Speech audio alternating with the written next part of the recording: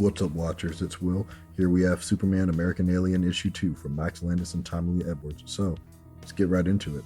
It opens up with Lana Lang and Clark studying French in a little diner, and by the end of it all, she kind of invites him for a little bit more private tutoring, if you get what I mean, since her parents are going to be going out of town. So, as the story advances a little bit more, we actually have teenage Clark hanging out with some of his friends who surprisingly know about his powers. So that's not something we see too often, actually. Just him and a couple friends drinking beers, throwing back, and then it cuts over to a recent shooting that happens down in Smallville, of all places, at just some small corner store or whatnot.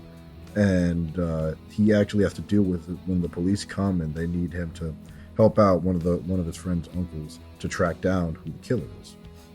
It turned out to be some local named Owen is going around killing people, and after a little bit more goading from his friends and from the police chief, or one of the sheriffs, he winds up finding Owen at his family's home, which is very interesting. And the minute Clark steps on the scene, they just shoot at him and go more and more and more, and it winds up with Clark going full Man of Steel mode and just wrecking the whole family as they all attack him one by one. And at the end of it all, he winds up back at the police station, talking to the police and back with Ma Kent, and it just shows Clark kind of dealing with making the right choices or the wrong choices, and when to not be a hero. And it just ends on a nice little teaser of a villain that's going to be coming down the pipe. So pros to this: the art style is very Da Vinci sketch style is what I would describe it, but everything is like a blended motion, like a swirl of colors, but not in a bad way, in a way that actually works in favor of it. And the story works very well in media res, which I think is going to happen for the rest of this anthology series.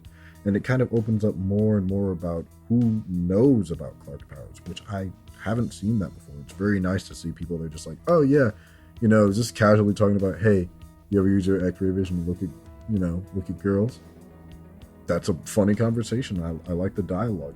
If there were cons, it probably could be that there could have been a lot more backstory to the character of Owen in this issue, but in a way it also makes it more realistic because sometimes shootings just happen.